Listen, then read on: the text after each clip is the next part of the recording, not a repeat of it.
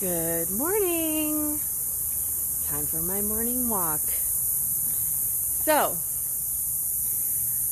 I want to talk about play parties.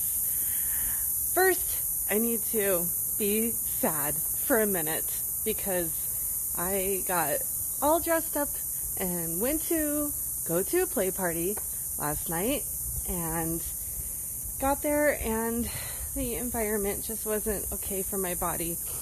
I was very disappointed because I could just tell, like, me and my friend were the first people there, and I could just tell the environment because I need soft things and air conditioning, and this is in the backyard, and backyard furniture is harder than indoor furniture. So, and then as the people were coming in, I was like, oh, there's that person I know. Oh, that couple, I don't know them, but they look really cool. Like, it was just like getting more and more exciting, and I was trying to stick it out, and I was like, oh, I was just wilting from the heat. So it's very sad, very, very sad. But I had a very good day yesterday, so I cannot be too sad about that. A lot of questions have been coming in about temple parties because we've just been posting them this year with, well, I did one last year, or maybe the year before, I don't remember. I done one before, and then this year, Monique Darling has been coming to town doing temple parties, and so there's lots of questions about them, and I will talk about those first because that's, seems to be the most hot topic. So a temple party, first of all, it's sober and conscious. And what does conscious means? That basically people are being a lot more mindful about what is going on, paying attention to themselves, paying attention to their surroundings, paying attention to their mindset. And also, you can feel more when everybody is paying attention like that. It almost makes it be like a heightened experience, because then you can also feel more energy. You can feel energy flows. If you're sensitive to energy, you could definitely feel more energy. And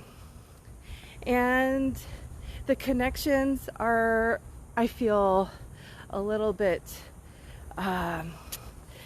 like not thicker, but like more substantial in a way, because it's just like the intent is a lot more clear and strong. So what is that? I know I'm using a lot of words that are like kind of abstract. So basically, when you get into a group situation, just like any group situation, you go to any kind of mixer, a networking mixer for business even, right? It's like, okay, you can tell people's energy when you walk up to them, and you can feel like if they're nervous, if they're pulled back, if they're open, if they're excited, if they're outgoing and easy to connect with, if they're hard to connect with. There's all kinds of people. And when you start talking to them, it's like you're feeling their energy, you're interacting with their energy, you're interacting with their mind, and together you're creating that experience through your conversation. So at any kind of play party, that's taken to the next level with potentially a physical connection, right? So that's what I'm talking about. When you're at a temple party, for me, what I've seen is, not always, of course, there are people that show up to the temple party and that's okay. They're new, so they're nervous. Or maybe they're just nervous in general, nervous people, and they're working to get through it. That's the cool thing about the temple party, is that everything is welcome. It doesn't matter if you are like an outgoing, flutterby social person, or if you're more of an introvert trying to just like break out of your shell. Those or anything in between, it's all fine. It's all part of the experience. So it's not like in some other arenas where there's like expectations and you have to get intoxicated so that you could be outgoing. No, at the temple party, everyone is there to connect in some way and have some kind of an experience. So when you're talking to them and connecting with them, yeah, it's just a little bit more complete, I find. Now, do I have great connections in other environments? Yes, I do. I'm just saying that in the temple parties, it tends to be more consistent across the people, especially people who are really experienced with going to these temple parties. So like at the temple parties here in Las Vegas, there's a lot of newbies because we haven't been holding them. But in San Diego, I went to the temple parties, and the people are super experienced, practiced. They know how to get in positions. They know how to communicate. They know how to ask for what they want. They know how to negotiate a scene. They know how to negotiate play and follow their desire. And so there's a lot more energy and flow. But all of those things take practice. It's like you have to get in the reps. You have to do it enough times so that you kind of know where you fit, what feels good in your body. What's your yes? What is your no? What is your maybe I'll try this and deal with the fallout if it doesn't go the right way. These are all options when it comes to the situation. So the thing I love about the temple party is that there is a container set. So what the container is there's plenty of containers in our lives. We all hold them. Like when you go to work, there's a time to clock in. There's things you do.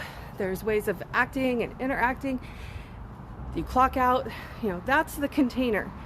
So in the temple party, it's like everyone has to arrive by a certain time, and then there's an introduction circle, and we talk about the agreements of how we're going to interact. And I love it because it sets the tone for the whole evening. It's extremely consent oriented. In fact, they basically take the rules from Cuddle Party. So if you're curious about the rules of the temple party, go on cuddleparty.org and look at the Cuddle Party rules. And you'll see that those are basically the similar rules as what are used at the temple party, just changed because, of course, eroticism and sexuality is allowed.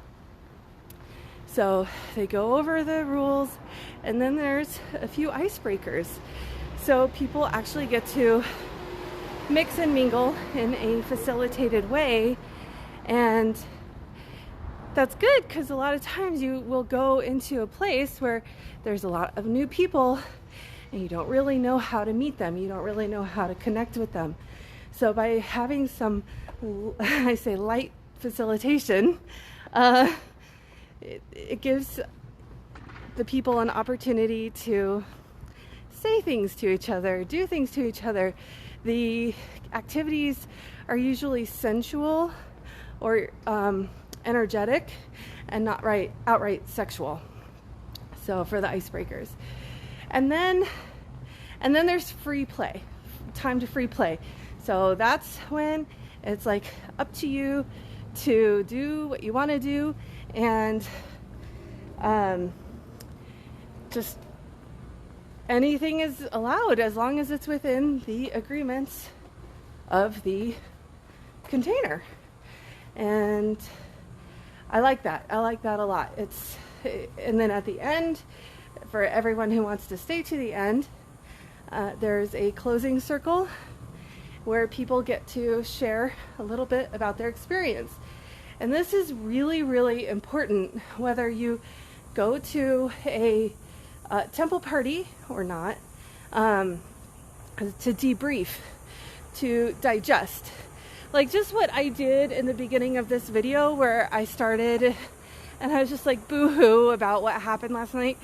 That's part of digesting what happened last night. Like just working through it, you know, talking it out, letting it go, taking that energy, moving it around. Like, oh, I didn't get my way.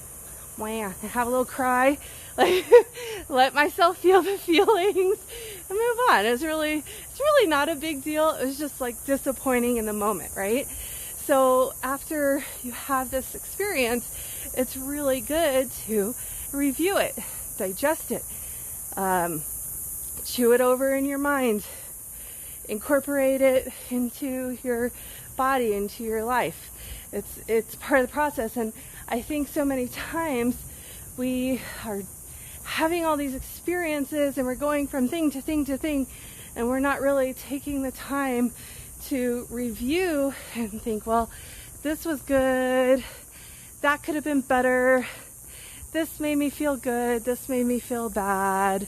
Like, no, it's part of the process. And that would be something like if you had a mentor or coach that you could do with them, if you don't have anybody else. It can be good to do it with your partner.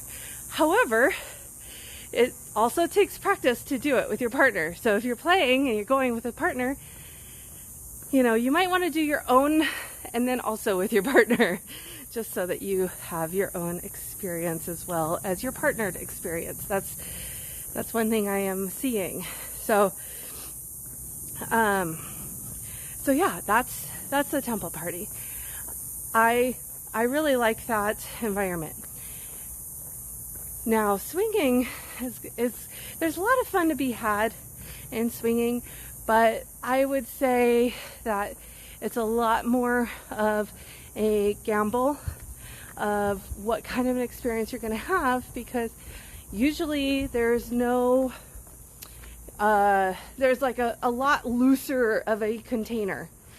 So the container in the temple party is we're going to sit down in a circle and everyone's going to talk about the agreements, and we're going to practice saying no in this group exercise. Like, it's very overt. It's basically like a workshop.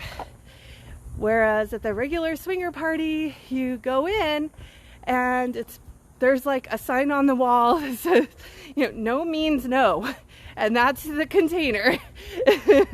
And that's about it. So that's just like the normal level of consent awareness in the swinging community. And it's been like that for a long time. And it depends on where you go. Like, some places are a little bit better than others. But especially if there's a lot of newbies, they're just checking it out, they never heard of the word consent, or they don't really understand what it means, and they just see like people just getting what they can get, then yeah, those are some of the downsides. And also, you know, so I was sober for 24 years. I thought I was an alcoholic, and so I was sober in AA and working that program. I do not think I'm an alcoholic anymore, and I am not sober anymore, but I still practice the principles, which a lot of my teachings come from. But I mention that to say, like, I started into this world sober, like completely sober. I was just telling someone last night, my husband, when we started swinging, we would have our date night would be Saturday night. We'd drop off the baby to Grandma and Grandpa's house. We would go to our AA meeting, and then we would go to the Red Rooster. And we would do that every Saturday night when we first started swinging. And it's like, go to the Red Rooster and just dance and wait for everyone else to get enough social lubrication that they would want to play. So that was our start into this world. And that's the thing, is like, I know for me, I'm happy to do these activities sober. I do not need social lubrication. I do not need something to lower my inhibitions. I'm happy to do it. But not everybody is. There's a lot of people that are working through a lot of shit. And rather than actually working through the shit, they would rather just take a few drinks, do the shortcut, and then play that way. So for a long time, I didn't realize there was any problem with that. And for a lot of people, there is no problem with that. It's one of those things like ignorance is bliss. So if you have no problem with that, you might want to shut the video off right now, because after I say what I'm going to say, you might start having a problem with it. But basically, it's like when a person is in an altered state, they can no longer truly give consent. Like, it's different if you know the person. It's different if you've had experiences with the person. It's different if that person is like an experienced player. Like me, if I'm slightly intoxicated, I still feel like I'm capable of giving consent. But a lot of people are not, because they're giving it from a place of an altered state of mind. So that makes it harder for me to play at swingers parties now, because if I don't know the people, I have to keep it light. But yeah, people will do that to be able to play. To me, it's just like a different type of experience to play in an altered state. So, I don't know. Swinger parties, I think there's fun to be had, but also there's a lot of people there. Well, everywhere you go, there's a lot of different motives and intentions. And so it's just kind of like a mixed bag. When you go to a swingers event, unless you really get to know the people, which sometimes it doesn't happen. Like, that's part of the fun for a lot of people. Like, there's part of me that loves just, what's it called? Not random sex, but like not knowing, casual sex, or just not knowing who you're hooking up with. Like, there's like a thrill about it.